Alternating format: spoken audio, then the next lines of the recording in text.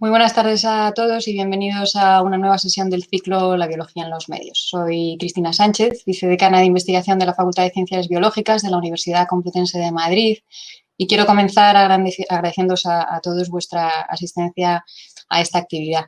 Nos acaban de decir que tenemos un montón de inscritos desde Latinoamérica, así que quiero daros los buenos días a vosotros y por supuesto, la más afectuosa bienvenida también a este ciclo. Para los que todavía no conozcáis este tipo de actividades, nuestro objetivo es profundizar en noticias relacionadas con la biología que tienen mucha difusión en medios de comunicación no especializados. Lo que hacemos cuando surge una de estas noticias es invitar a un especialista a que nos dé una charla sobre este tema, dedicándole el tiempo y el detalle científico que no se le suele dedicar en los telediarios, en los programas de radio, periódicos, etcétera. Atendiendo a lo que llevamos viviendo durante los últimos 8 meses, nuestro ciclo del curso 2020-2021 podíamos haberlo dedicado íntegramente a la COVID-19. Y de hecho hemos tenido 3 sesiones ya centradas en este tema. Sin embargo, y a pesar de lo que pueda parecer, el mundo ha seguido y sigue su curso, y una de las cosas que ha seguido y sigue su curso, por desgracia, es el cambio climático. La pandemia pareció darnos un pequeñísimo respiro durante los meses de confinamiento global y supongo que todos recordáis imágenes como las de los mapas de calidad del aire en las ciudades tras unas pocas semanas de disminución drástica del tráfico, o de animales recuperando nichos ecológicos que les habían sido robados. Por desgracia, esos efectos fueron agudos en el sentido de cortos en el tiempo, y en este caso sí que hemos recuperado la normalidad, la terrible normalidad que supone el maltrato al planeta en el que vivimos. Una de las consecuencias más evidentes de este maltrato es la pérdida de biodiversidad. De hecho, se considera que debido a la acción de los seres humanos, el planeta está al borde de la sexta gran extinción. Todos somos perfectamente conscientes de que el lince, el oso polar, el rinoceronte blanco o el gorila de montaña están en peligro de extinción. Pero cuando hablamos de extinción de especies, pocas veces nos paramos a pensar en otro gran grupo de animales, los insectos, que de hecho suponen el 60% del total de todos los animales del planeta. Y por supuesto, no nos paramos a pensar en las consecuencias que puede tener la pérdida de biodiversidad en esta población en concreto. De eso es precisamente de lo que os queremos hablar hoy, aprovechando una campaña de concienciación que han lanzado recientemente Ecologistas en Acción y la Asociación Española de Entomología. El título de la campaña no puede ser ni más claro ni más contundente. Sin insectos no hay vida. Tenemos la inmensa suerte de tener en nuestra facultad a varias personas que están implicadas en esta campaña y que llevan muchos años trabajando en este campo. 2 de ellas están hoy aquí con nosotros y nos van a hablar de la campaña primero, por qué surge, qué pretende, y de la pérdida de biodiversidad que está sufriendo un grupo concreto de insectos, los polinizadores, y las consecuencias que esto puede acarrear. El primero de nuestros ponentes es José María Hernández. Chema es doctor en biología por la Universidad Complutense de Madrid y colabora en el grupo de investigación de biología y biodiversidad de artrópodos del Departamento de Biodiversidad, Ecología y Evolución de esta facultad.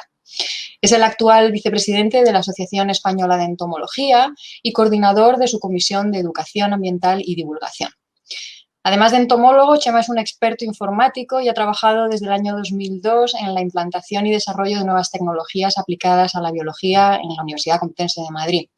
Desde 2011 hasta 2015, por ejemplo, dirigió el área de desarrollo web e e-learning de esta universidad y actualmente coordina el desarrollo de tecnologías de innovación y comunicación en nuestra facultad desde el Departamento de Gestión Académica e Investigación.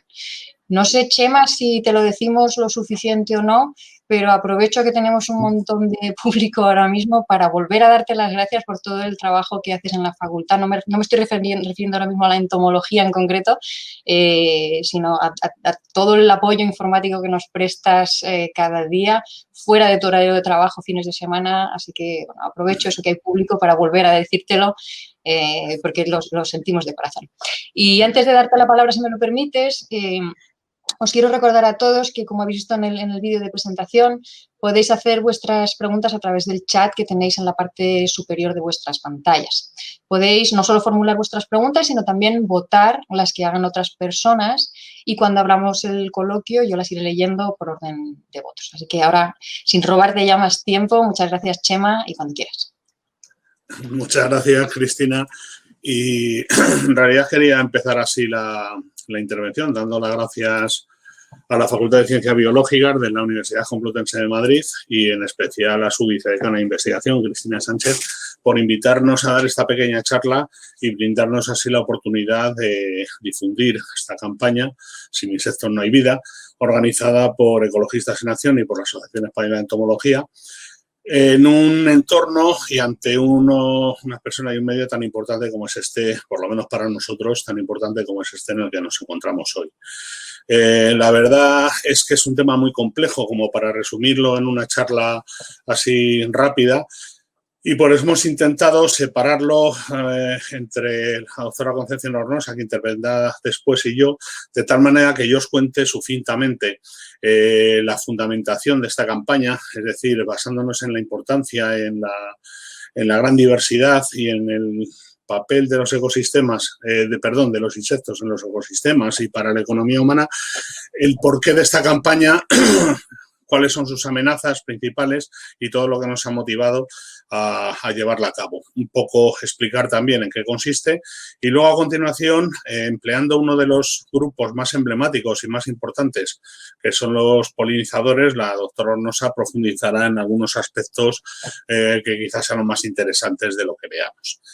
Bien, la verdad es que no es complicado introducir un grupo como el de los insectos en ningún foro, porque todos estamos acostumbrados a la compañía de estos pequeños animales, capaces de despertar en algunas personas incluso miedo o incluso bastante temor, pero en la mayoría sensaciones muy agradables o incluso a veces verdadera pasión, como algunos grupos especialmente llamativos.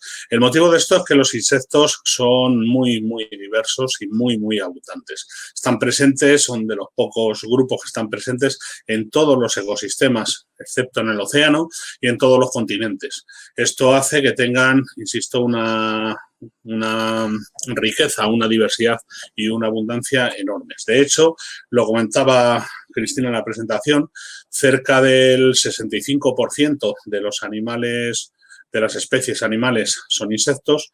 En total, alrededor de 1 millón de especies conocidas, de especies descritas de insectos, del 1,5 millones aproximadamente de especies animales que se conocen.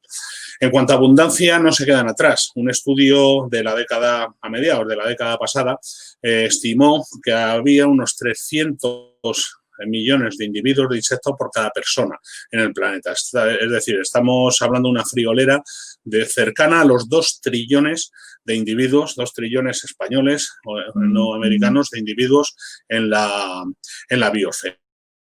Algo, desde luego, todo punto espectacular. Si vemos estas cifras pasadas a gráfico, en la tarta, el diagrama de tarta de la izquierda, podemos ver el total de seres vivos, donde aproximadamente de las 3/4 partes son animales, 1,5 millones, poco menos, de los casi 2 millones de seres vivos, insisto, conocidos, catalogados por la ciencia en total, que otra cosa son las estimaciones de los que nos quedan por conocer, que hablan de varios millones. De estos 3/4 partes, de estas 3/4 partes de animales, si nos fijamos en el gráfico de la derecha, 2/3 partes son insectos, es decir, la mayoría, como decíamos antes, de los animales, alrededor del 65%, son insectos, con 1 millón de especies, seguidos a gran distancia de otros artrópodos, con casi 150.000, otros invertebrados, no artrópodos, unos 200.000, y reservando un pequeñito hueco a los cordados, con apenas 69.000 especies, que comparadas evidentemente con el resto, pues dan este pequeño gajo de la tarta. Si lo vemos en volumen proporcional, en cuanto a seres vivos en general, toda la totalidad de especies de seres vivos conocidas, los insectos son más de la mitad de ellos. Cerca del 53-55% serían insectos, con un tamaño, evidentemente, estamos hablando siempre del número de especies, no de individuos, ¿de acuerdo? Con un tamaño, digo, a mucha diferencia del siguiente, que sería el conjunto del resto de invertebrados, que tendría cercano al 20% de las especies conocidas. A continuación, las plantas, con un 17%. Un grupo que hemos agrupado, por no ir separando más, de hongos, bacterias, arqueas y protistas en torno al 7-8% y un pequeño reducto para los vertebrados del aproximadamente el 4%. Evidentemente, esta importancia es a nivel global, pero también en nuestro país, en el territorio español, poseemos una gran riqueza, una gran diversidad de artrópodos. De hecho, somos uno de los territorios de Europa con mayor diversidad de artrópodos, con mayor riqueza de insectos, algo que no está a la par con el conocimiento que tenemos de su estado de conservación, desgraciadamente. Ese es uno de los motivos de esta campaña. Y si nos vamos a las cifras, vemos que son relativamente similares a las globales, quizás con un poco más de importancia de los insectos, que representan el 80% de las especies conocidas en nuestro país, cerca de 47.000 especies, por un casi 20% del resto de invertebrados, entre artrópodos, no insectos y otros invertebrados no artrópodos, y comparados con los mil y poco taxones, especies de vertebrados descritos en la península, incluyendo, este dato es un poco variable porque incluye algunos peces, pero no necesariamente todos, por eso quizá los porcentajes no sean exactamente comparables a los globales, pero sí bastante aproximados. Bien, como os comentaba, esta enorme diversidad, esta enorme riqueza, no se expresa exclusivamente de forma geográfica, en estar representados en todos los continentes, no se expresa solamente en cuanto al número de especies, sino que esa importancia y esa diversidad también se refleja en la gran variedad de nichos ecológicos, en la enorme variedad de comportamientos que presentan los insectos. Prácticamente ocupan todos los nichos ecológicos o todos los tipos de nichos ecológicos conocidos, con una gran diversificación, desde formar parte de la base alimenticia de gran cantidad de especies, especialmente aves, pero también mamíferos, otros invertebrados. Ser responsables y gracias a ellos poder contar con la reproducción en la mayoría de las plantas con flor, como luego veremos. Importantes depredadores, incluso algunos de ellos muy voraces, con la contribución que esto supone al equilibrio de las poblaciones y al control de poblaciones. Un papel importantísimo en el reciclaje de residuos, los descomponedores y carroñeros que hacen desaparecer o contribuyen a que desaparezcan y a que se reciclen todo tipo de residuos, incluso cadáveres. Y dado el elevado número de especies que viven en el suelo, en parte de su ciclo vital o en su totalidad en el interior del suelo, son una importante contribución a la formación y al mantenimiento de los suelos, algo indispensable para la vida terrestre.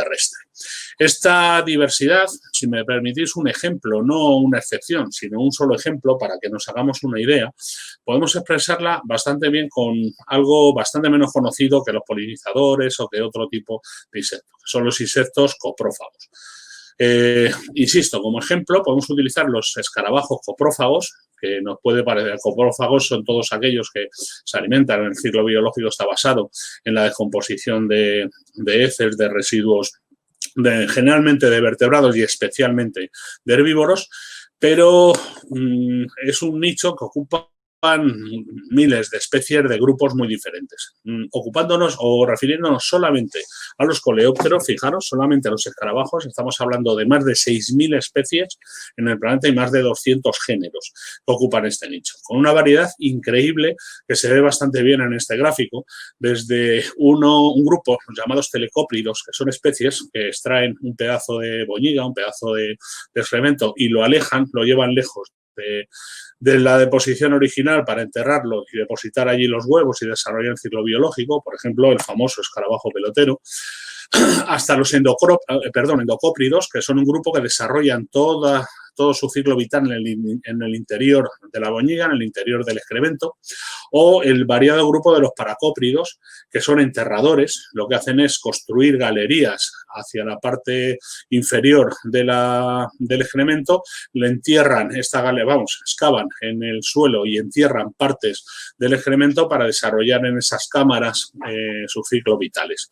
Todo esto hace que cuando se deposita, yéndonos al ejemplo más clásico, que son los excrementos de herbívoros, cuando se depositan en una pradera, cuando se depositan en el ecosistema, se pone en marcha inmediatamente una maquinaria para reciclar este desperdicio, este excremento, de la que los coleópteros, insisto, forman parte, pero no son los únicos, que va desde una actividad de 10 minutos hasta una actividad de más de un mes, de 6 semanas, y acaba por desintegrar, por reciclar completamente estos excrementos que de otra manera bloquearían el ecosistema, bloquearían la pradera, bloquearían la fotosíntesis y harían insostenible el ecosistema. Ya digo que se trata de un ejemplo, lo he traído pues quizá por algo menos conocido que lo que tradicionalmente solemos ver, el tema de insectos, pero repito, no es ni muchísimo menos una excepción.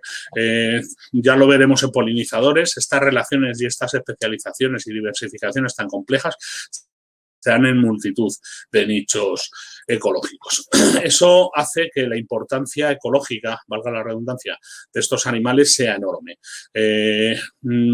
Como digo, en prácticamente todos los ecosistemas, excepto en los marinos, vamos a encontrar que los insectos tienen un papel fundamental.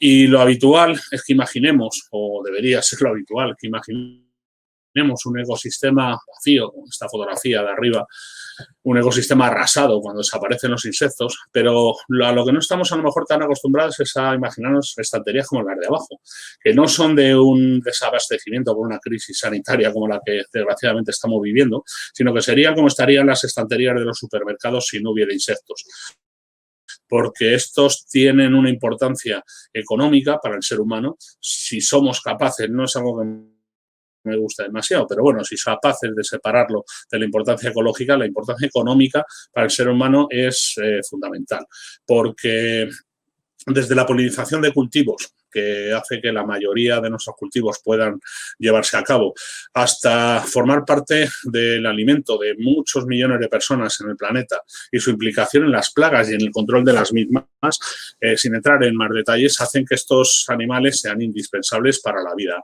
del ser humano.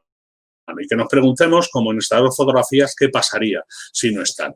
¿Qué agujeros quedarían en el ecosistema y en la biosfera si no estuvieran? Pues la verdad es que harían agujeros en todos los sitios.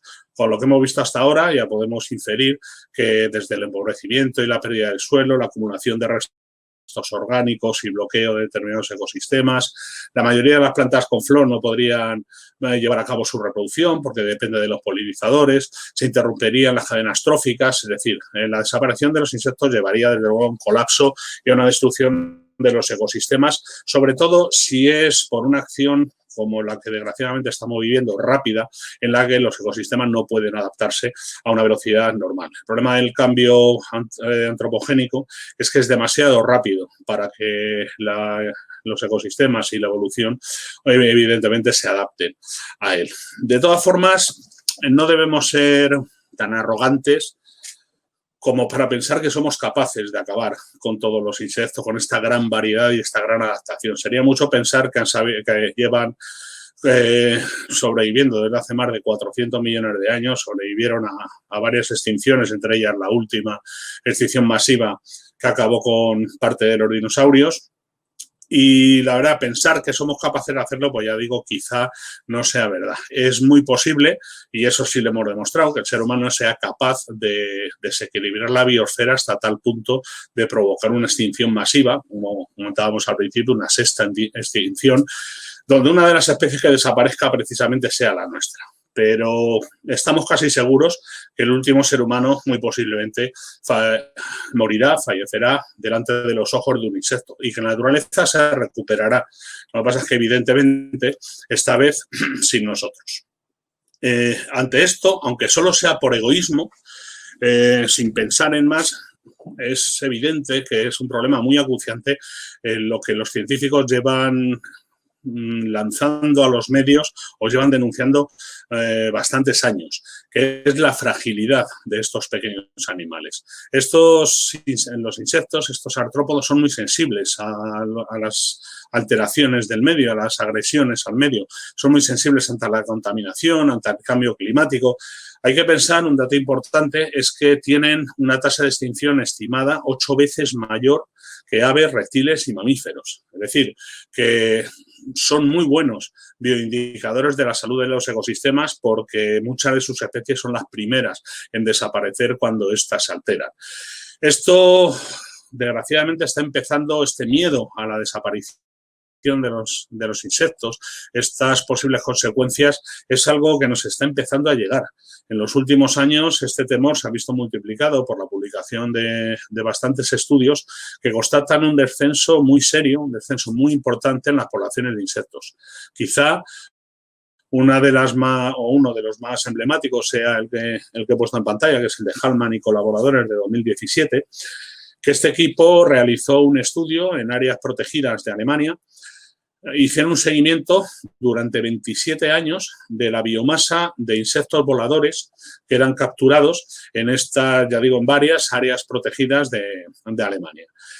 Y los resultados fueron aterradores. En estos 27 años, el porcentaje de declive de la biomasa obtenida fue cercano al 75%. En la siguiente imagen, que podemos ver dos gráficas de esta publicación, estamos comentando, se ve muy claramente.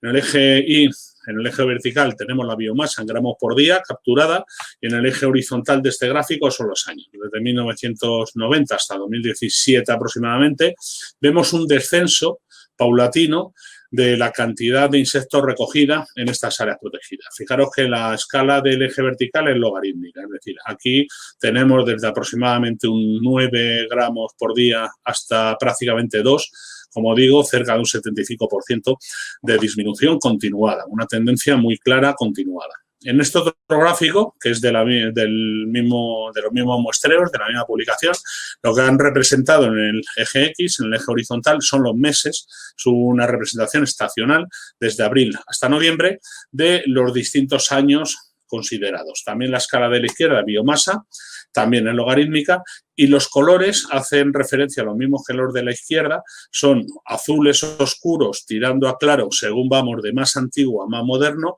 y naranjas, marrón, naranja más claro, según llegamos más hacia el año 2017. Si nos fijamos, aunque la nube mantiene más o menos la misma tendencia, que es un aumento desde el principio de la primavera hasta los meses de verano para descender luego hacia el otoño, los últimos años, los naranja, presentan una biomasa muchísimo menor.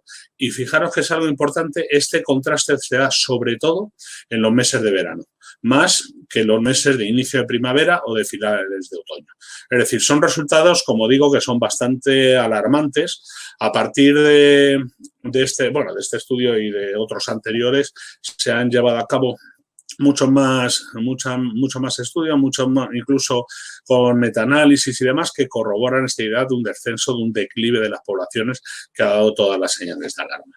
No hace falta, de todas formas, hacer un estudio a este nivel para percatarnos de que algo está pasando. Nosotros solemos utilizar un ejemplo que hemos llamado el efecto parabrisas, me refiero a los entomólogos en general, y es que todos recordaréis, y especialmente los que peinamos canas, que hace unos años era imposible hacer un recorrido en primavera o en verano sin que el parabrisas acabara completamente salpicado de restos de insectos que caían simplemente por intercepción.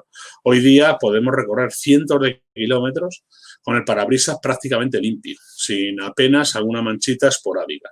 Esto, como digo, no es un método muy científico para nada. Hay otros factores que pueden influir, por supuesto, pero desde luego sí es un indicador de que algo está pasando.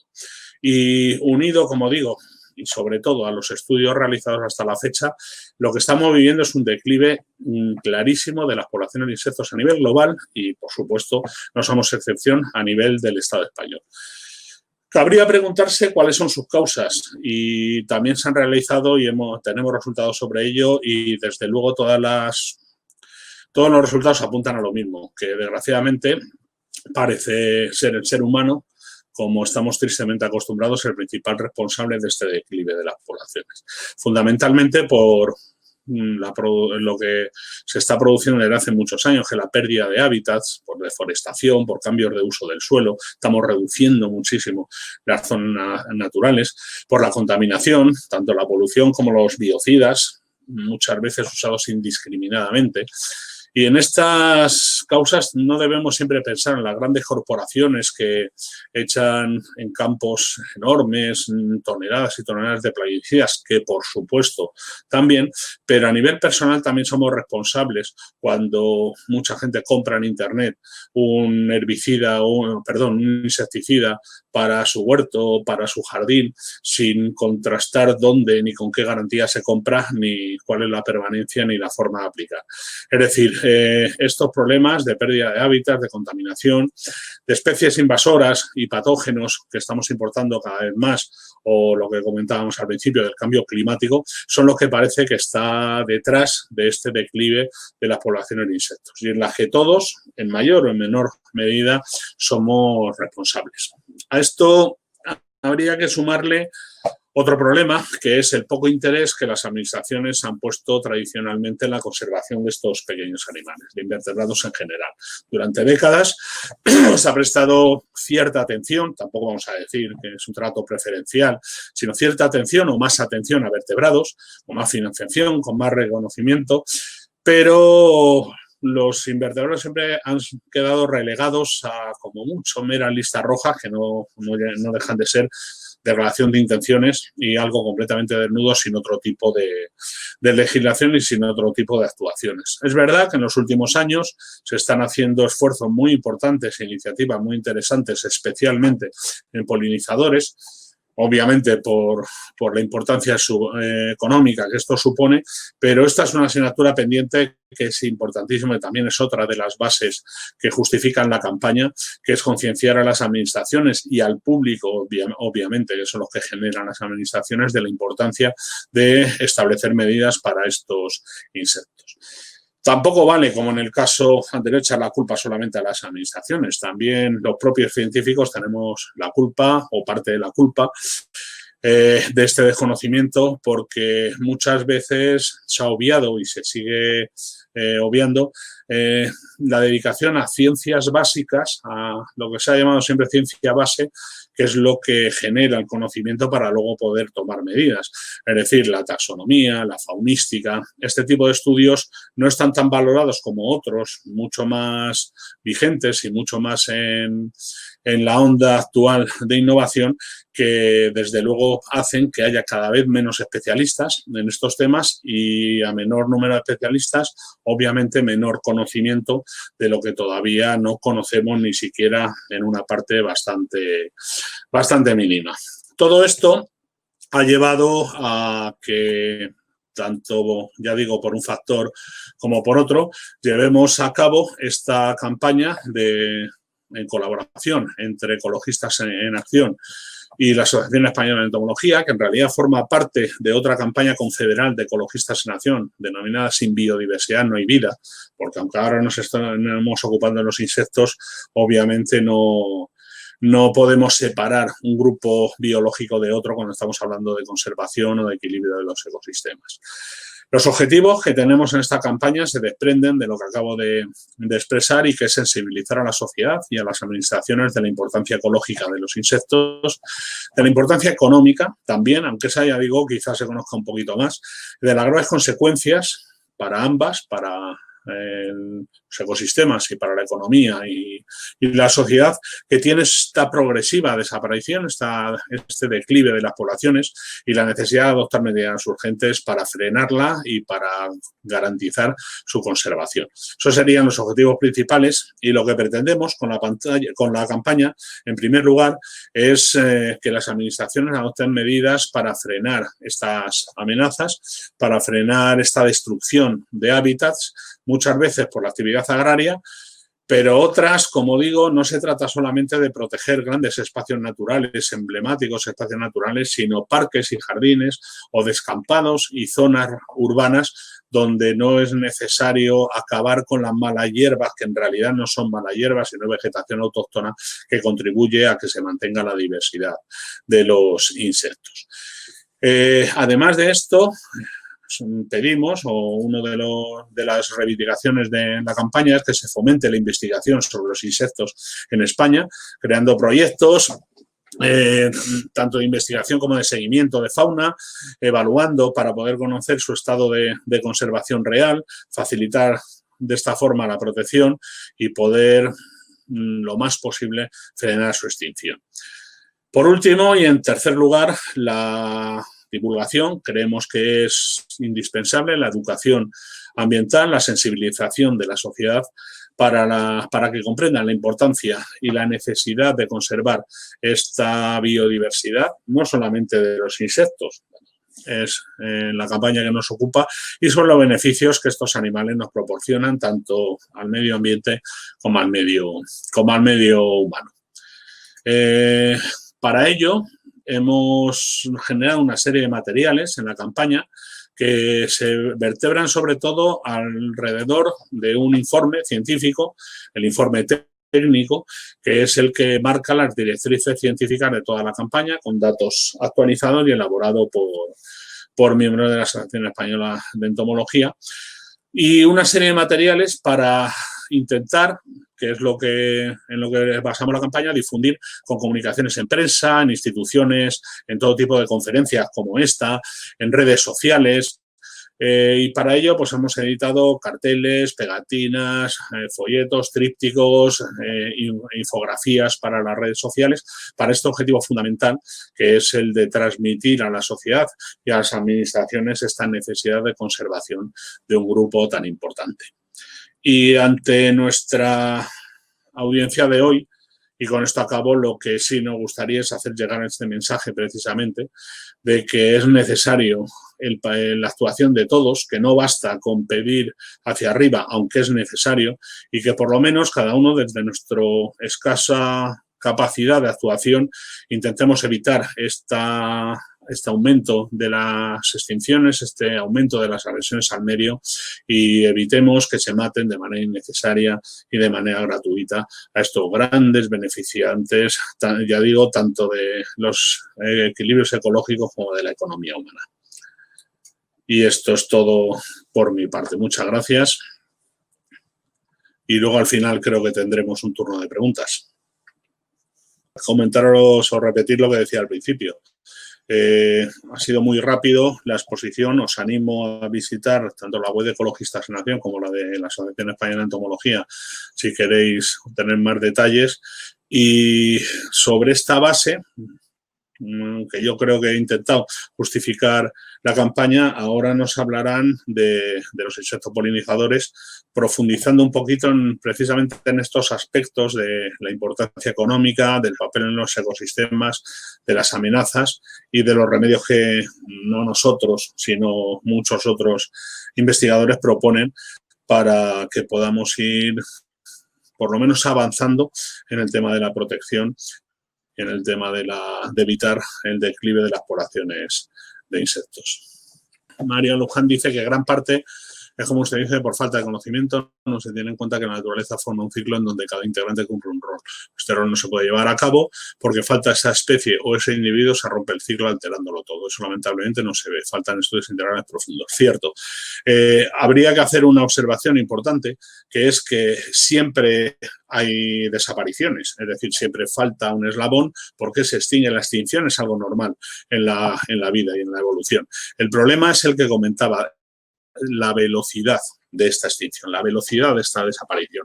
Cuando unas poblaciones van bajando, van decayendo a una velocidad razonable quiere decir, estamos hablando muchas veces de escalas casi geológicas. El ecosistema tiene tiempo de sobra para adaptarse, otras especies toman su lugar. Si os parece, interrumpimos de momento el comentario que estaba haciendo Chema a uno de los comentarios del chat y paso a presentaros a la siguiente de nuestras ponentes, que es Concepción Hornosa. Padi, que es como la conocemos en la casa, es profesora e investigadora del Departamento de Biodiversidad, Ecología y Evolución y directora de la colección de entomología de la Universidad Complutense de Madrid. Es también directora del grupo de investigación Biología y Biodiversidad de Artrópodos y ha centrado su carrera investigadora en el estudio de los polinizadores y de los apoideos, es decir, de las abejas. Quiero destacar también que, además de una investigadora prolífica, Padi es una magnífica docente, y no lo digo yo, lo dicen los numerosos diplomas de excelencia docente que ha obtenido durante los últimos años, o, por ejemplo, el hecho de que los alumnos la hayan elegido para intervenir en sus ceremonias de graduación para representar a los profesores de la facultad.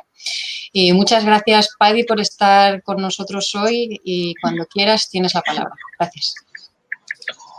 Bueno, muchas gracias. Es un placer estar aquí. Muchas gracias, Cristina. Muchas gracias a la facultad por esta iniciativa, por invitarnos a nosotros. La verdad es que estoy muy agradecida porque además encima estoy en mi casa, lo cual es una maravilla. Tal y como ha indicado Chema hace un rato, me voy a referir fundamentalmente, aunque él ya ha introducido muchas de las ideas, me voy a referir, como digo, a la importancia de los polinizadores, hallar las ideas más relevantes, y voy a hablar también de las amenazas que se ciernen sobre estos polinizadores. Lo primero, quizá, aunque seguramente el auditorio lo conoce, pero bueno, por estandarizar un poco los contenidos, hay que subrayar que los insectos polinizadores están incluidos variados órdenes. También hay otros grupos, pero que carecen de tanta relevancia, como sucede en el caso de los insectos, que son los verdaderos artífices del proceso. Están incluidos, por ejemplo, órdenes como los coleópteros, los escarabajos, coleópteros en la nomenclatura habitual que utilizamos en zoología. Son polinizadores también algunas especies de dípteros, correspondientes a dos grupos. Los dípteros, por recordarlos, son las moscas y los mosquitos. Y dentro, como digo, de los dípteros existen grupos, los sílfidos o los bombílidos, que son muy buenos polinizadores. También en el caso de los lepidópteros, las mariposas, algunos grupos como fíngidos, que son mariposas nocturnas, son excelentes polinizadores, y sobre todo lo son las abejas. Las abejas son el grupo polinizador por excelencia. Las abejas pertenecen, como todo el mundo sabe, al orden de los himenópteros. Conviene que hagamos una puntualización, porque cuando se aplica el término abeja, normalmente se tiende a pensar en las abejas también. Y esto restringe mucho la información. En realidad deberíamos referirnos a todas las abejas, teniendo en cuenta que en el mundo existen 17.000 especies de abejas, unas 1.100 en España, en casi la península ibérica, y la abeja de la miel es exclusivamente una de estas 17.000 especies. Por lo tanto, existe diversidad de tamaños, formas, colores de abejas, pero podemos estandarizar que la mayoría son abejas silvestres y podemos afirmar que todas son excelentes polinizadoras. Hay un grupo que destaca más que los demás, que es el grupo de los abejorros, estos insectos coloreados que estamos muy acostumbrados a ver, o que estábamos muy acostumbrados a ver en el campo o en los jardines, que son los polinizadores más eficientes de todo lo que existe. Bueno, ¿y por qué? ¿Por qué las abejas son mejores polinizadoras o en ellos los abejorros? Pues porque poseen una serie de rasgos, algunos exclusivos, otros que los comparten con otros insectos, que les dan esta posibilidad, que les confieren esta posibilidad. Por ejemplo, tienen movilidad entre las flores, son muy buenas voladoras, tienen aparatos bucales largos, muy largos, que les permiten llegar a todas las corolas, a todos los tipos de flores, llegar al néctar en los entresijos más internos de las flores. pero además tienen caracteres que son absolutamente exclusivos, novedades evolutivas, como es el tener el cuerpo cubierto de una pubescencia plumosa, que facilita el que el polen se enganche de manera pasiva en el cuerpo de la abeja, pero además poseen estructuras recolectoras que en este caso de manera activa hace que las hembras puedan acumular el polen y transferirlo a sus nidos para alimentar a sus crías. Los beneficios de los polinizadores los conocemos de sobra, se han mencionado anteriormente, Cristina y Chema han aludido al tema. Lógicamente es el servicio esencial de la polinización, de los ecosistemas silvestres, de los ecosistemas terrestres, fundamentalmente de la mayoría de la flora silvestre y también, como se ha indicado antes, de los cultivos agrícolas. Por ir mencionando algunos datos, de acuerdo con la FAO, se estima que la producción agrícola mundial, que depende directamente de los polinizadores, está entre 235.000 y 577.000 millones de dólares al año de beneficios. Lógicamente, esto hace que sean esenciales en ayudar a alimentar de manera sostenible a una población mundial en crecimiento continuo.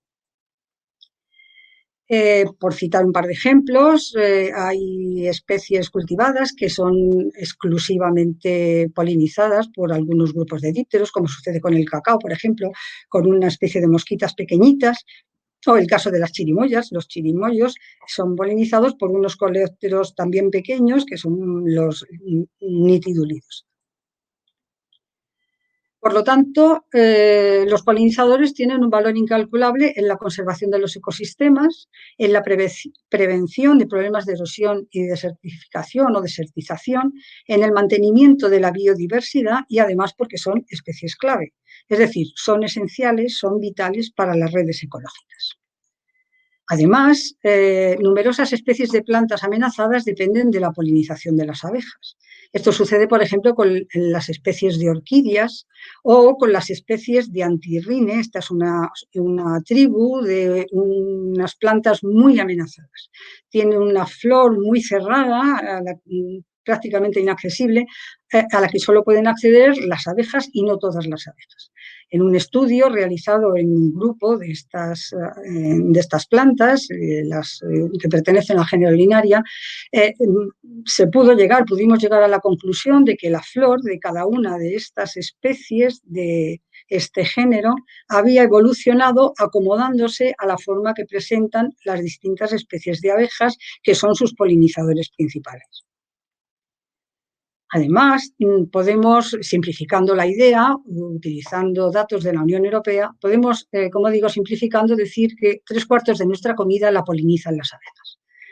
De acuerdo con esta información, el 84% de las especies vegetales y un 76% de la producción alimentaria en Europa depende de la polinización de las abejas.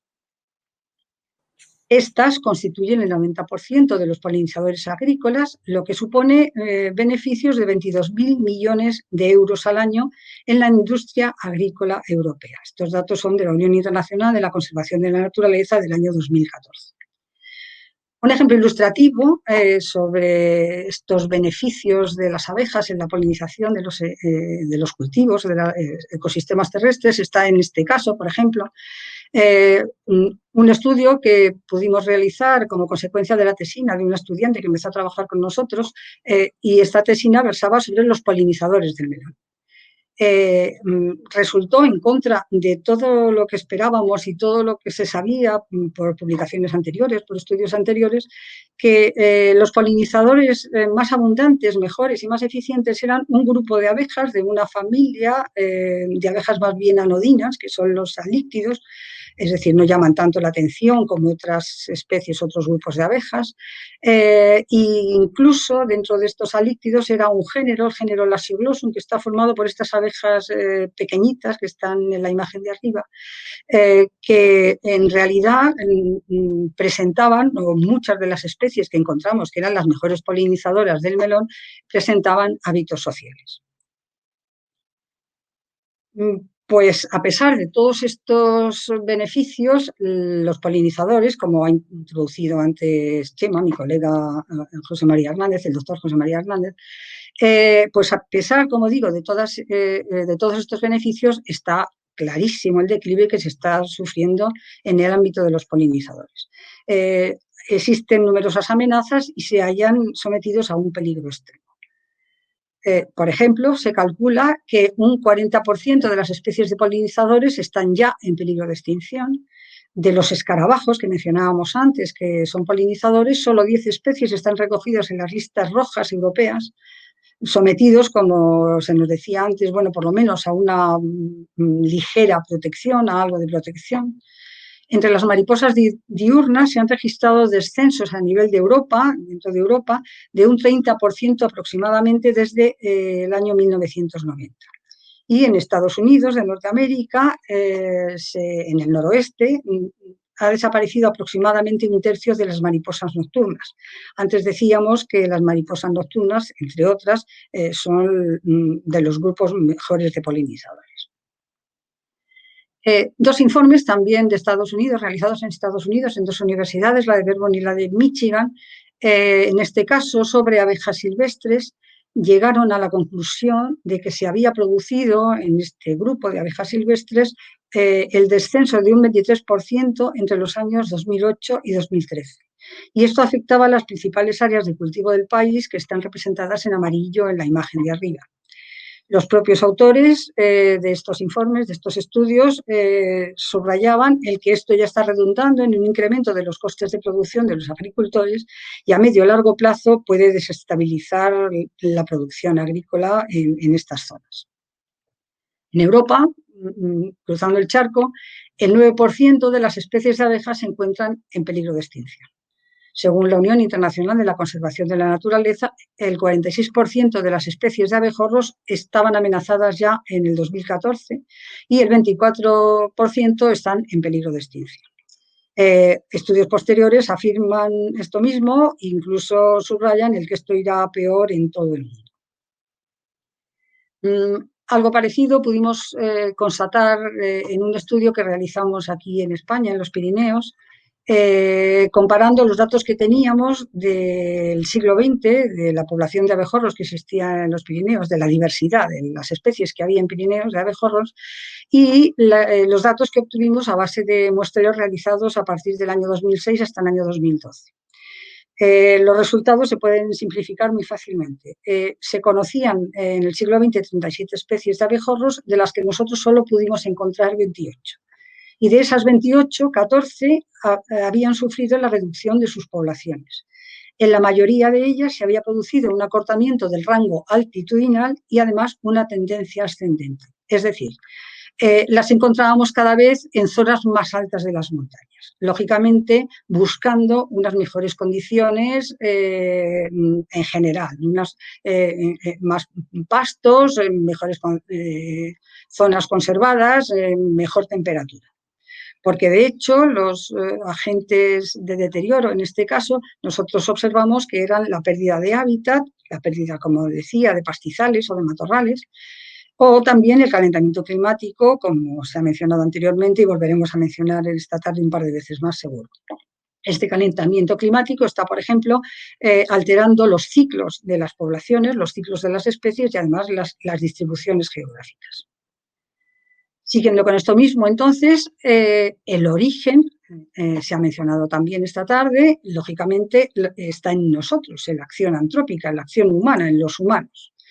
Se han mencionado también, Chema lo ha hecho hace un rato, algunos de estos agentes, por ejemplo, los cambios en los usos del suelo, por la agricultura, por el urbanismo, la construcción de infraestructuras, por la aplicación sistemática de biocidas, es decir, de insecticidas, fungicidas, herbicidas, bien actuando independientemente o bien actuando en sinergias, También por la deforestación, por la pérdida de hábitat, como acabamos de mencionar, como se ha mencionado anteriormente también, esa pérdida de praderas, pastos, de las denominadas muy erróneamente como malas hierbas, que como también se ha dicho, no solo no son malas, sino que son unas plantas estupendas, que dan asiento y cobijo a multitud de insectos, a multitud de polinizadores. Y además, la pérdida de este tipo de hábitat, de praderas, de flora autóctona, hace que los polinizadores o los insectos en general pierdan recursos alimenticios y pierdan lugares adecuados para construir sus nidos.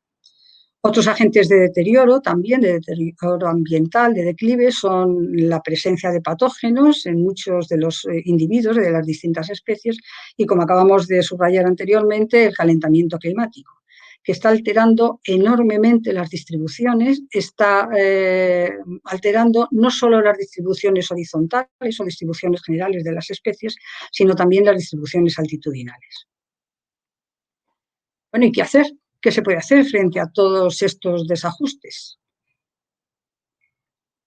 Existen, desde luego, iniciativas internacionales de organismos internacionales, de la FAO, Naciones Unidas, del IPBES, por ejemplo, la Plataforma Intergubernamental sobre Diversidad Biológica y Servicios Ecosistémicos. Todos estos han convergido, han coincidido en un plan de acción. Esta iniciativa se empezó hace un par de años, hasta el año 2030, y pretende la conservación y la utilización sostenible de los polinizadores.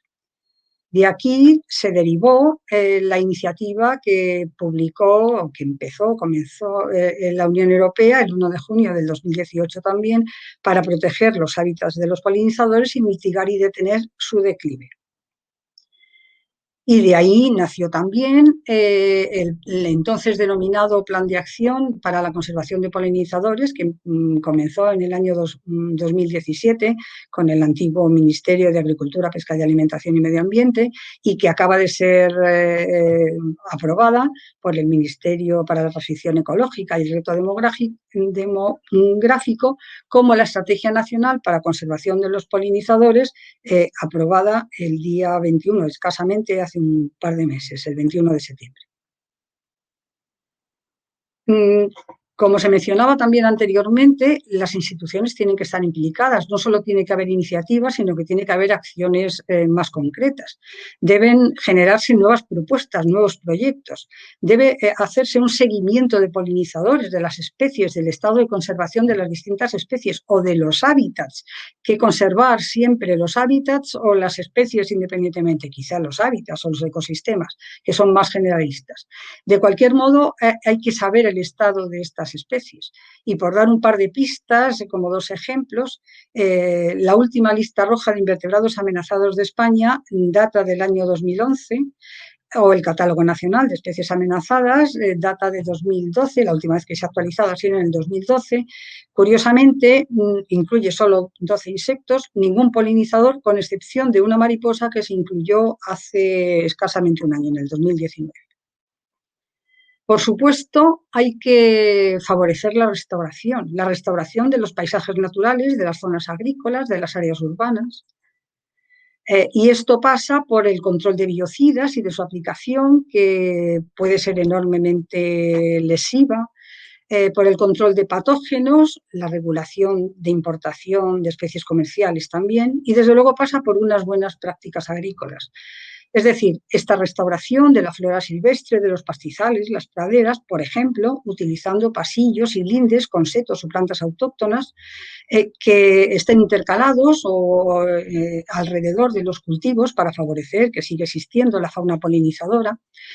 También manteniendo o practicando la agricultura ecológica, la diversificación en los cultivos, la rotación de cultivos o el denominado greening, es decir, el pago por practicar de manera correcta cuando se hacen cultivos, por ejemplo, dejar barbechos, etcétera, etcétera. Y desde luego pasa también por el control biológico de plagas para minimizar o quitar absolutamente o dejar en cero el uso de biocidas. Pero además se puede restaurar las zonas urbanas, los espacios abiertos, ha salido también antes, restaurar parques, jardines, terrazas, tejados, balcones con especies autóctonas o especies atractivas que favorezcan que los polinizadores u otros insectos puedan alimentarse o buscar sitios adecuados para establecer los nidos.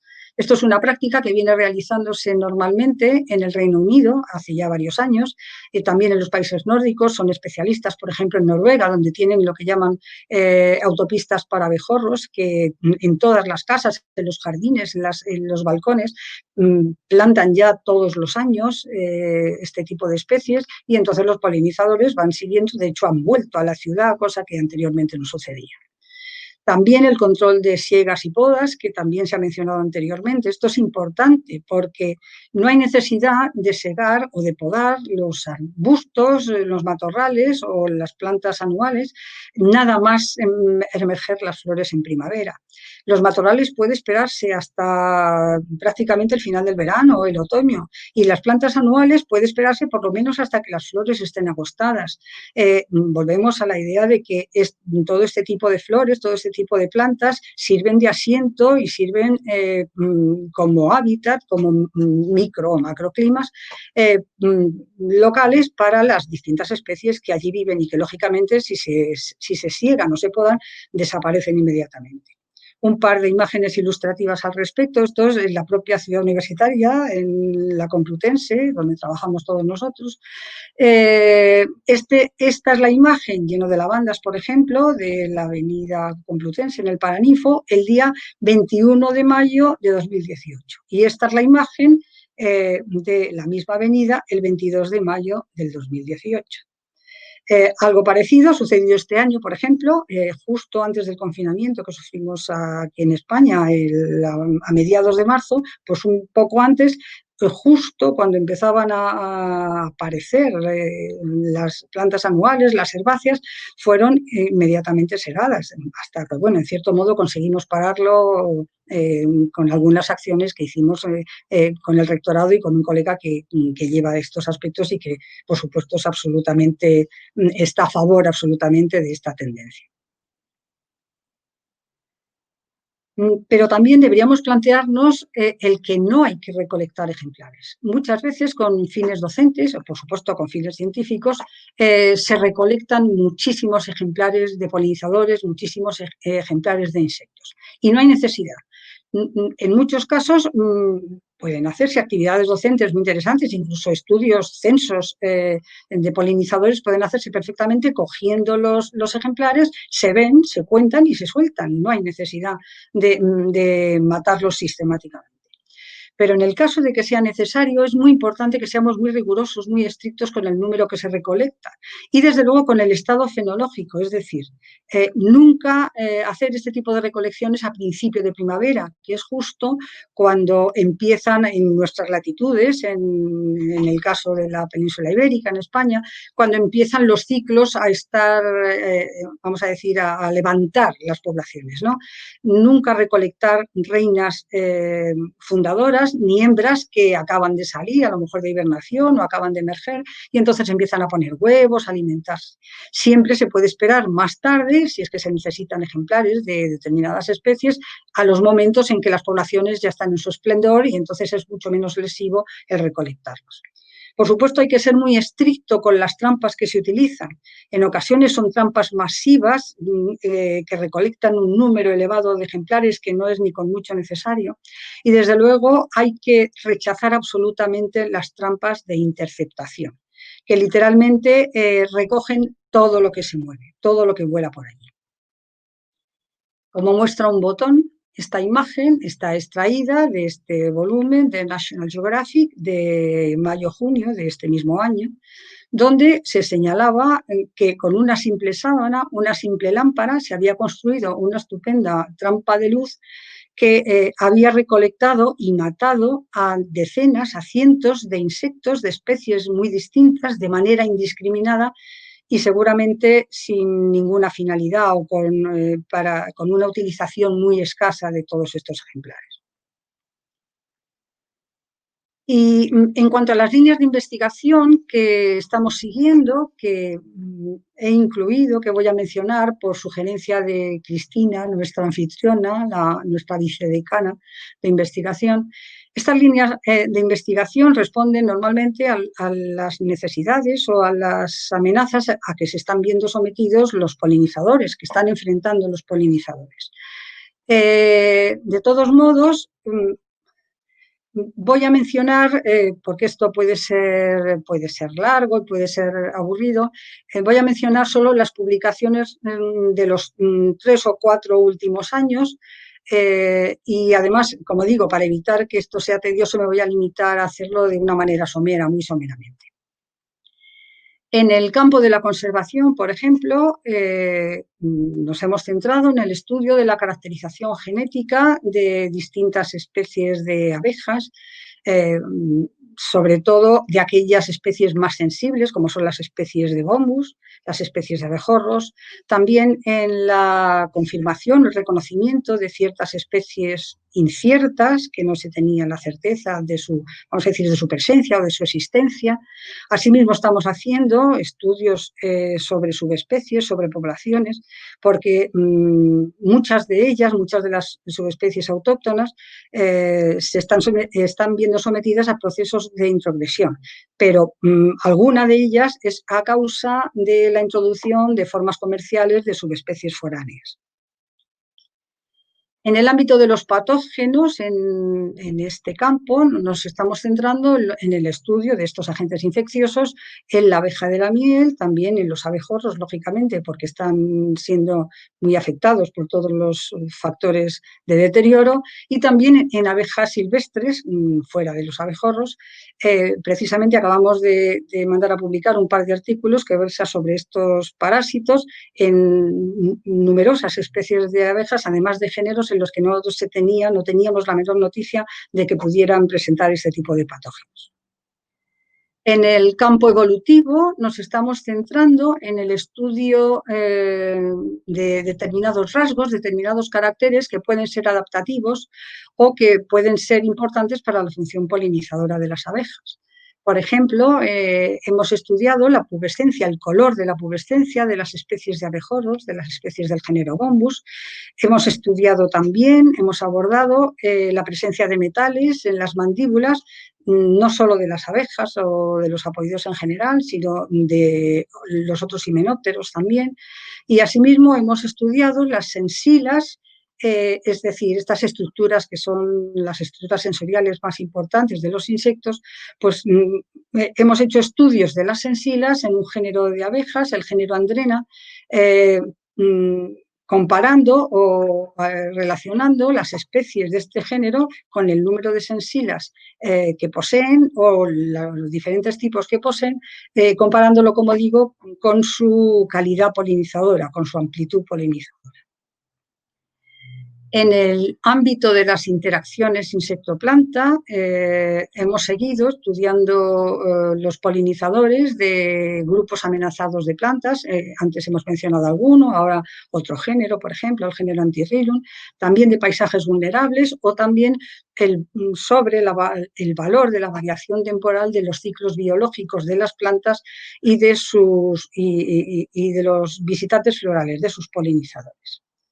Asimismo, estamos estudiando en este campo la distribución y los determinantes de esta distribución y la función polinizadora, las redes en las que se interviene, las especies de un género, el género Rhodantidium, que es un género de abejas sobre el que no se tenía ninguna información a este respecto. Además, acabamos de finalizar, que esperamos mandar a publicar inmediatamente, un trabajo sobre la filogenia del grupo y otro trabajo sobre la filogeografía de ciertas especies del grupo. Estos dos últimos artículos que acabo de mencionar y los dos que ya están publicados forman parte de una tesis doctoral que va a ser defendida inmediatamente dentro de un par de semanas, el día 1 de diciembre. En el ámbito aplicado estamos abordando el estudio de los polinizadores de ciertas especies, pero en este caso son especies de interés agrícola. Por ejemplo, del melón, ahora con nueva información, de la sandía, de los almendros, también los polinizadores de los cultivos de maíz y de girasol o de especies frutícolas, por ejemplo, como el melocotonero o el albaricoquero. Pero además estamos estudiando, estamos viendo la acción de los biocidas en estos cultivos, haciendo estudios y comparación sobre campos de manejo fitosanitario y campos de manejo ecológico. Y para finalizar, para que estas charlas no sean excesivamente intensas, voy a insistir en la idea de que no hay que matar insectos, no hay que matar polinizadores, ni hay que matar artrópodos ni animales en general. Dentro de esta misma idea que se ha planteado antes, de concienciación y sensibilización que deberíamos tener todos, no se debe matar, creemos que hay que concienciar que no se debe matar ningún insecto por el mero hecho, por supuesto ningún otro animal, por el mero hecho de que se crucen con nosotros, de que los veamos, de que nos los encontremos, de que se crucen en nuestro camino. Ni cuando se es una abeja, ni cuando resultan inofensivos como las mariposas, o no resultan inofensivos como larvas o adultos de otros grupos que pueden inspirar temor. Por supuesto, cuando estamos hablando de miriápodos, que tampoco son temibles u opiliones, y por supuesto, cuando se trata de arañas. Las arañas son muy temidas y en general todos estos animales son mucho menos temibles de lo que podemos pensar, y deberíamos desembarazarnos de todos esos temores atávicos que tenemos todos o que son muy generalizados y que desde luego carecen de todo fundamento. No podemos permitirnos el lujo de perder más insectos polinizadores, ni podemos permitirnos el lujo de perder más insectos. Muchas gracias. Muchas gracias, Paddy, y muchas gracias, Chema, que no he tenido la oportunidad de decírtelo antes porque me ha escupido la plataforma. Pero bueno, ya estamos, creo, de vuelta los dos, así que te voy a pedir que enciendas la cámara y abrimos ahora, si os parece, el turno de preguntas, el coloquio. Veo que tenemos ya en el chat unas cuantas preguntas hechas por la audiencia y, como os anticipaba, lo que vamos a hacer a partir de ahora es ir leyéndolas por orden de votos. Pero si queréis, antes de empezar por la primera, no sé si estás ahí, Chema, pero si lo estuvieras, te voy a dar la palabra porque a ti también te ha escupido el sistema justo cuando estabas en mitad de una intervención. Entonces, si quieres, remata el comentario que estabas haciendo y luego pasamos a leer las preguntas. Sí, gracias. Supongo que se me oye, ¿no? Yo por lo menos perfectamente, me sí. veo.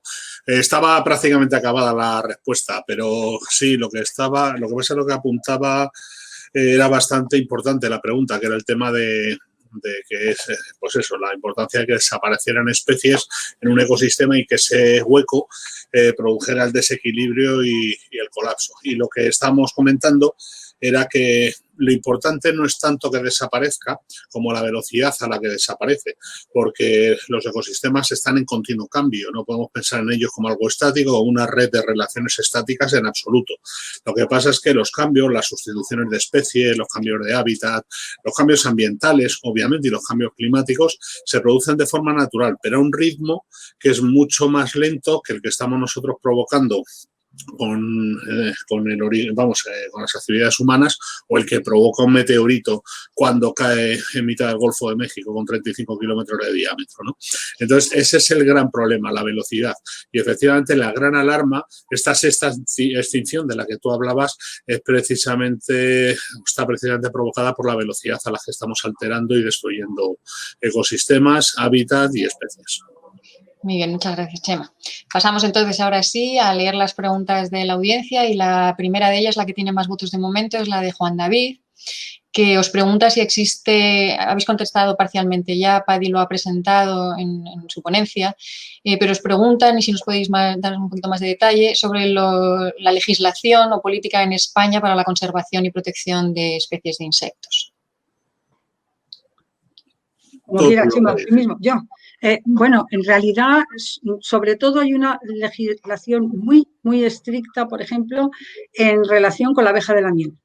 La abeja de la miel está incluida en la ganadería, vamos a decir, en la calificación de ganadería y por lo tanto existe una legislación muy estricta. En el resto son las leyes generales de conservación de la biodiversidad, pero no específicamente de los insectos. Por supuesto,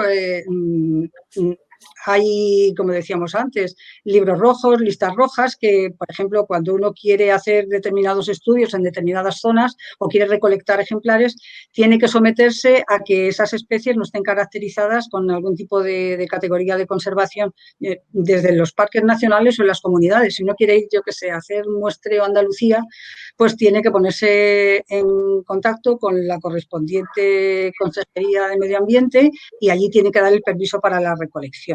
Pero excepto ese tipo de cosas procedimentales de trabajos y tal, no existe una gran legislación específica para los insectos. Muy bien. La siguiente pregunta nos la formula Federica y dice que parece que la península ibérica sea uno de los pocos sitios en Europa donde el cultivo transgénico está permitido y quiere saber, bueno, con todo lo que esto conlleva, quiere saber si esto es así y cómo afecta a los insectos. Bueno, si quieres comento yo, aunque quizá en el tema de polinizadores Paddy tenga más información, pero el tema de los transgénicos es un tema muy delicado porque entran en confluencia varios factores. Uno es el meramente científico, en el que todavía falta mucha información, y luego está también muy importante el factor social del rechazo que generan este tipo de cultivos. De hecho, en algunos casos en los que se ha denunciado, por ejemplo en México, creo recordar que hace poco los apicultores, esto sabrás tú más sobre ello, supongo, Paddy, criticaban la decisión del gobierno de autorizar cultivos transgénicos porque se habían encontrado porcentaje de polen transgénico en la miel de las abejas de estos apicultores. Pero el problema no era tanto qué pasaba con ese polen, como que según la legislación hay que etiquetarse a partir de, creo que es el 0,9% de componente transgénico, hay que etiquetarlo, hay que ponerlo en la etiqueta. Y claro, una miel que ponga que contiene más de un 0,9% de elementos transgénicos simplemente no se vende, porque la gente no la compra. Entonces, claro, el problema, insisto, es muy complejo. No sabemos hasta qué punto puede afectar a los insectos directamente. Supongo que depende mucho de qué consista esa intervención genética, pero lo que sí produce es un rechazo social importante que también hay que evaluar, obviamente. ¿Puedo añadir un par de cosas? Por supuesto, Paddy. En cultivos de polinizadores, en cultivos, por ejemplo, se han hecho variados estudios, desde luego en especies muy concretas, por ejemplo, en la abeja de la miel, en Bombus terrestris, que es una de las especies de abejorros que se utiliza sistemáticamente, porque además se comercia con esta especie, y en otra especie que se utiliza en agricultura, que se llama, bueno, las especies de un género llamado osmia. En cualquier caso, en esos casos se han hecho bastantes estudios y muchos menos en las otras. Pero sí que se ha observado que en general si se aplican biocidas o incluso determinados cultivos, vamos a decir, que llevan transgénicos, que llevan el biocida en la semilla y crece ese maíz o lo que sea, ese tipo de cultivo, que a priori las abejas, por ejemplo, no se alimentan en general de los cultivos como el maíz, pero sí que se ha parecido que ese tipo de biocidas procedentes sistémicamente de los cultivos de maíz, por ejemplo, resulta que sí ha aparecido luego en cultivos, en zonas de flora silvestre de alrededor. Y se ha visto que los han ingerido estas especies que se han estudiado, y además se ha visto que existe persistencia de ese tipo de biocidas durante un año o dos o tres. Es decir, que a pesar de no haber sido diseminados ese tipo de productos fuera de lo que es el cultivo como tal, o si el cultivo es sistémico como tal, sí que aparecen las secuelas que pueden afectar a la reproducción de las abejas estudiadas, o afecta a que se van de los nidos y son menos eficientes polinizadoras. En fin, hay distintos estudios que han visto distintas consecuencias. Luego sí parece que se pueden ver afectados. En según qué casos parece que pueden verse afectados. Lucía Gloria nos da las gracias por la charla, que le ha parecido muy interesante, y el proyecto también que se está llevando a cabo, y pregunta concretamente si sería posible participar a nivel de investigación y divulgación, y aprovecho y enlazo esta pregunta con otra que ha hecho Carmen, que está un poquito más abajo, que dice que más allá del papel de las administraciones o profesionales del mundo de la biología, ¿qué podemos hacer la ciudadanía para ayudar a la conservación de insectos? Pues a la primera obviamente sí.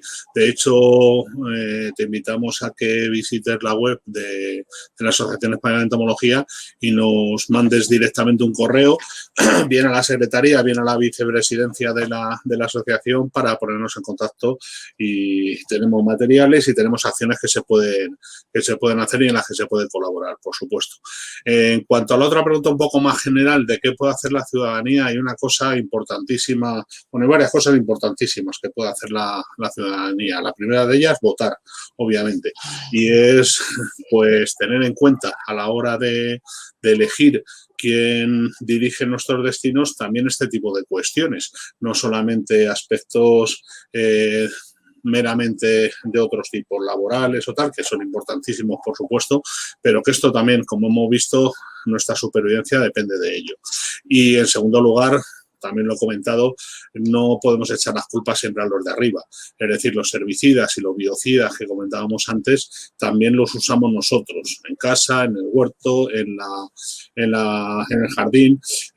No exigimos a veces que las cosas se hagan bien, sino simplemente que sean más baratas. Es decir, no tomamos en cuenta comprar productos que pueden que no estén certificados. Me refiero tanto a biocidas como a productos alimenticios o como a importar cualquier tipo de producto biológico de fuera.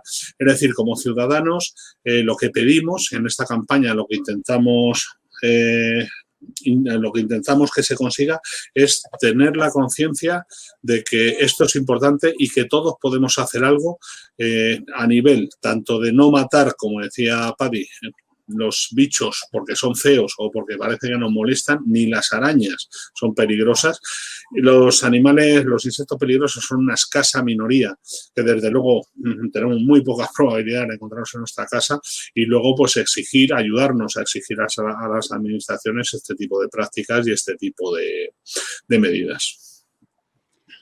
Yo añadiría lo que hemos mencionado antes ya. Empecemos por nuestra casa.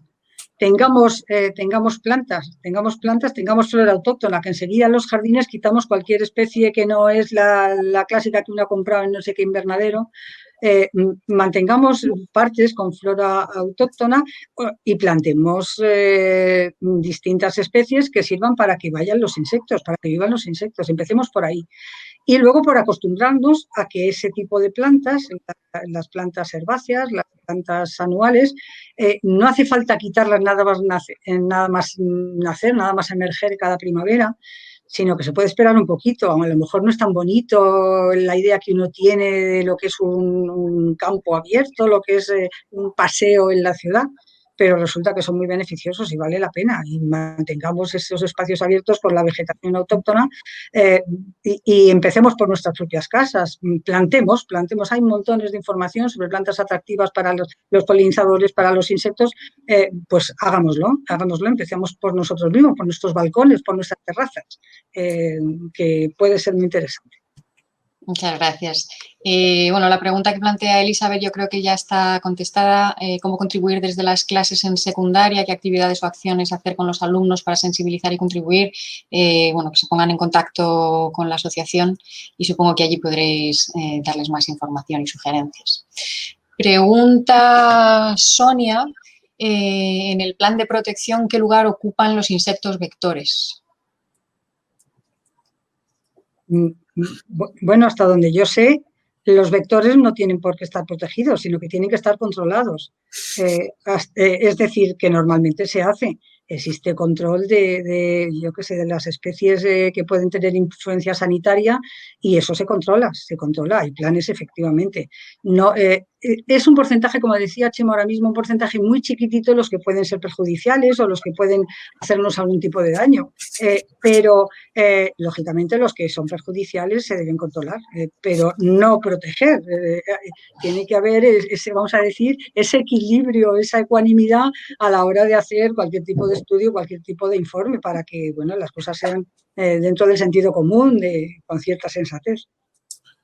Sí, solamente, totalmente de acuerdo, pero apuntar que quizás que eso lo hemos mencionado poco en las intervenciones, pero en ningún caso debería interpretarse que ni la campaña ni, por supuesto, la postura de conservacionistas y entomólogos es conservar y proteger a todos los insectos, incluyendo los que producen enfermedades o producen plagas en los cultivos. Hay que tener en cuenta que la mayoría de los desarrollos y de las explosiones de estos insectos son también artificiales, producidas por el hombre, y nos tenemos que proteger de ellos. Es decir, lo que estamos pidiendo es precisamente que la gente y las administraciones se conciencien que no todos los insectos son como estos malos o perjudiciales. Es más, que la inmensa mayoría no lo son. Por eso no es una medida para combatir a los insectos perjudiciales acabar con todos los insectos. Pero a los insectos perjudiciales hay que combatirlos. Evidentemente, como decía Paddy, hay que controlarlos. No hay que protegerlos ni muchísimo menos. Pero no pensemos que la forma de acabar con los mosquitos de la malaria es, como ya se ha hecho en alguna ocasión histórica, de secar las áreas húmedas para que no se puedan reproducir, porque evidentemente estamos saliendo de Málaga y cayendo en Malagón. Muy bien. Lucía Gloria pregunta ¿hasta qué punto un experto puede realizar una identificación de una especie de polinizador a través de una fotografía? Y si me lo permites, Lucía Gloria, remato la pregunta preguntándoos qué papel tiene la ciencia ciudadana en el mantenimiento de la biodiversidad de insectos. Bueno, depende. O sea, la contestación es depende. En general, para identificar hay que ver qué pretende uno. Si uno pretende diferenciar un género de otro, eso se puede hacer con una fotografía perfectamente. Incluso determinadas especies se diferencian muy bien con una simple foto porque no hay, vamos a decir, convergencia cromática o morfológica, y entonces se diferencian. El problema se plantea, y entonces sí que hay que identificarlos bajo la lupa y en condiciones vamos a decir, de muy seria taxonomía, es cuando son especies de polinizadores que son muy parecidas entre sí. Y entonces no hay más remedio que recolectar el ejemplar. A veces simplemente, como decíamos antes, se recolecta ahí en el propio campo con una pequeña lupa o lo que sea, puede verse y puede soltarse, o hay a veces que no queda más remedio que recolectarlo para hacer un estudio serio y poder afirmar que aquello es tal cosa y que está produciendo tal otra, o para bien o para mal, ¿no? Entonces, depende muchísimo de las circunstancias. Esa era la primera parte de la pregunta, y la segunda se me ha olvidado. Ciencia ciudadana. Bueno, la ciencia ciudadana es muy importante. Por ejemplo, hay muchísimas webs que se me está ocurriendo ahora mismo para el control sanitario, por ejemplo, la de Mosquito Alert, en que nosotros trabajamos también con proyectos de control de vectores, y pues la gente hace una foto o lo que sea, y entonces a través de eso te llega la información de que puede haber una determinada especie en un determinado sitio que puede ser vector de un transmisor de algún tipo de enfermedad. Y entonces ese tipo de ciencia ciudadana es absolutamente, vamos a decir, complementaria del trabajo que hacemos nosotros, luego identificando aquello, o yendo a poner trampas a ese sitio para ver si es esa especie, es tal cosa o tal otra, en fin, eso es un protocolo normalísimo. Y eso se hace, ahora se me ha ocurrido en el ejemplo del caso de Mosquito Alert, pero puede haber muchísimas otras igual, que incluso se hacen desde los museos, que la gente manda fotos de lo que ve, de los polinizadores, y entonces esto merece la pena mantenerlo, estos no, estos son peligrosos, estos no, y entonces de esa manera, bueno, pues se van dando pasos, claro, y uno puede ir luego haciendo investigaciones posteriormente. Sí, a nivel de biodiversidad pasa exactamente lo mismo. La ciencia ciudadana puede contribuir a un seguimiento, al seguimiento y a la detección de problemas, de zonas y de poblaciones. Por poner otro ejemplo, se me ocurre también Biodiversidad Virtual, que es una ya histórica plataforma de ciencia ciudadana que se dedica específicamente a insectos y que, claro, la voluntariedad de tantísimas personas, de tantísimos ciudadanos, es un volumen de observadores que desde el mundo académico, desde el mundo científico no se puede abordar de ninguna manera. Es un valor indispensable. Muy bien. Begoña os plantea dos preguntas, una de ellas, la segunda yo creo que ya está respondida, pero os las leo. ¿Quiere saber vuestra opinión sobre los criterios que hay que tener a la hora de elegir un pesticida para el huerto o jardín de forma responsable? Y luego quiere saber vuestra opinión sobre los planes para erradicar especies como el mosquito tigre por su papel como vectores de enfermedades. Esta segunda creo que está contestada, pero si podéis hacer algún comentario sobre la primera. Sí, en estos casos lo que pasa es que espero que luego pueda medir un poco más Paddy, porque yo en estos casos soy bastante drástico. O sea, en realidad, para un huerto, digamos, familiar, no un huerto destinado a la explotación, sino un huerto destinado al hobby, a obtener nuestros pequeños productos para casa y tal, o un jardín particular, yo lo que propondría es intentar evitar biocidas, plaguicidas, pesticidas y herbicidas. No necesariamente implicarnos en agricultura biológica militantemente, que tampoco es necesario, sino simplemente es fácil mantener un huerto relativamente sano eligiendo las especies que mejor se dan para la zona y insisto que como tampoco estamos intentando obtener una producción exagerada, intentar remedios que sean más de elección de especies, de fechas de plantación y algún tipo de remedios no agresivos antes de usar pesticidas. En el jardín exactamente igual, lo comentaba antes Paddy, que eligiendo especies autóctonas, eligiendo especies más acordes con el clima y con el terreno, evitamos en muchos casos esta aparición de especies tanto animales como vegetales que puedan dañar. En cualquier caso, más que aconsejar, lo que voy a hacer yo es desaconsejar. O sea, lo que no se debe hacer en ningún momento es comprar herbicidas, plaguicidas o biocidas por internet, porque en determinadas páginas ascéticas son muy baratos, porque no solamente por pensar que es que a lo mejor están autorizados en Asia y aquí no, es que se suelen basar estas webs en estrategias, en recursos que rozan la legalidad, porque no son legales tampoco en el país de origen, pero como no se venden en el país de origen, sino que se venden en el otro, al final sortean y no tenemos ninguna garantía que lo que estamos echando no esté fastidiando más de lo debido. Entonces, ya digo, si nos vemos obligados, que no deberíamos, a utilizar algún producto de este tipo, por lo menos que sea compra en un comercio local, si es posible, y bajo asesoramiento de ingenieros agrónomos o de especialistas en el tema. Iba a decir exactamente lo mismo. Si no, consultar a un profesional, pero desde luego jamás en meterse en las páginas web y decir, voy a ver si me compro este o este otro. No, esa es la manera segura de que además terminaremos haciendo determinadas especies oportunistas, porque a lo mejor matamos unas, pero el nicho que dejaba esa especie que nos hemos cargado en nuestro huerto hace que aparezcan otras y es una pescadilla que se muerde la cola. Si hay que utilizar este tipo de sustancias, que sea de manera legal y que sea, claro, por expertos, que son los que saben legalmente qué productos deben utilizar, en qué cantidad, en qué medida, que siempre se utilizan en muchísima mayor cantidad de la que se debe. En fin, que nos den unas pautas para hacerlo convenientemente, si es que uno no puede recurrir efectivamente a prescindir de este tipo de sustancias, que sería lo ideal, Pues precisamente relacionado con esto, con otras estrategias para combatir las plagas, Dolores dice que durante un trabajo en el grado en biología realizamos un proyecto teórico sobre control de plagas utilizando los propios insectos como controladores de las plagas. Pregunta por qué no se fomenta este tipo de control. Bueno, yo creo que sí se fomenta, lo que pasa es que se conoce menos. Los agricultores que tienen determinados campos hoy en día, por ejemplo, la agricultura ecológica en España está muy extendida, más que en muchos otros sitios de Europa. Y de hecho, el control de plagas se hace a base de control biológico, de insectos que parasitoides, por ejemplo, que parasitan una especie que es plaga, la que sea, y eso es conocido y eso se sabe. y eso se utiliza.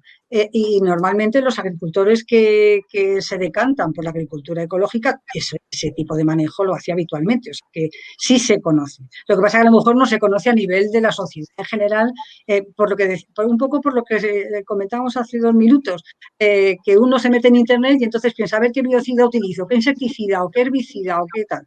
Y entonces, quizá por ese tipo de cosas, a lo mejor es una cuestión educativa que necesitamos todos, saber qué tipo de cosas son beneficiosas a la hora de trabajar en el campo, en los huertos, en lo que sea, y a partir de ahí tirar de ese tipo vamos a decir, de estrategias, ¿no?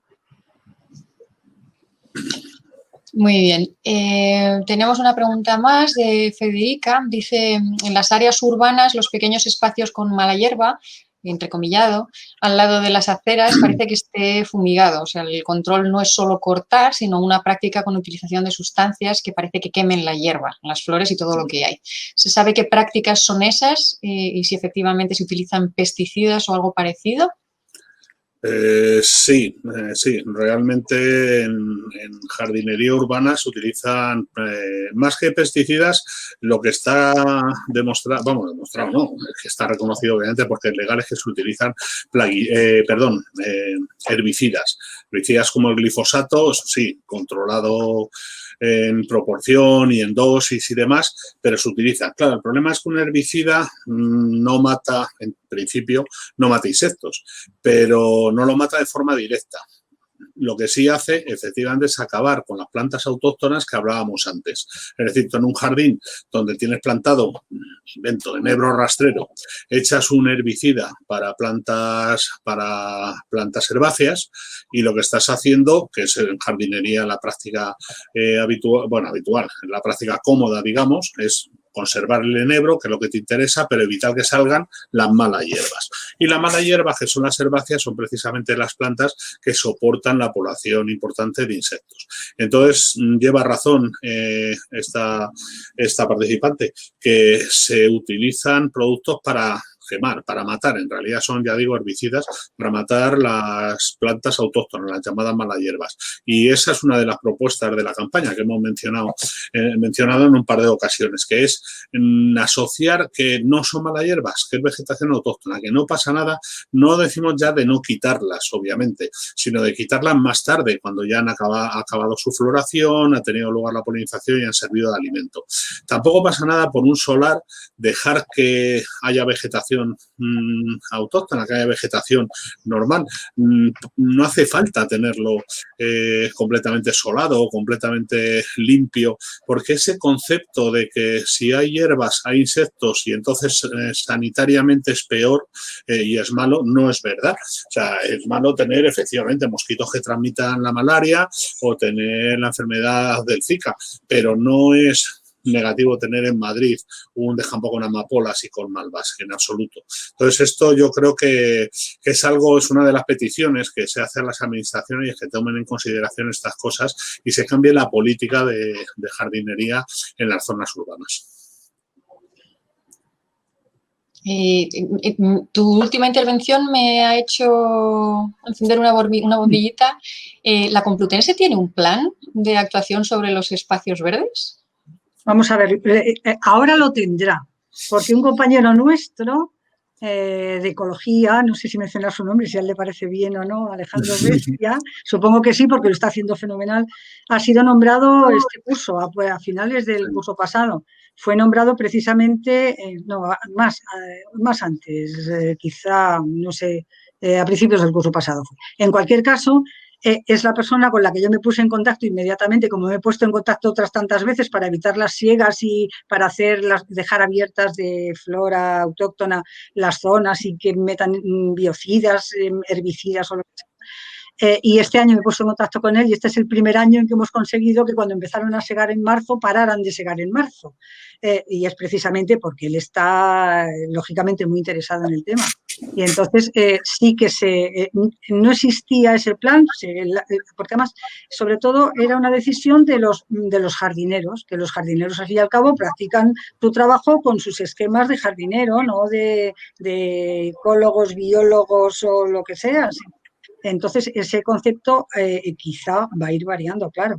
Alejandro lo está haciendo estupendamente bien y, bueno, además es lógicamente muy sensible a todo este tipo de cosas y yo creo que va a verlo. De hecho, él ha pedido opinión, nos ha pedido opinión a una serie de gente para ver en qué línea se puede ir en este campo, ¿verdad? Perfecto, muy bien.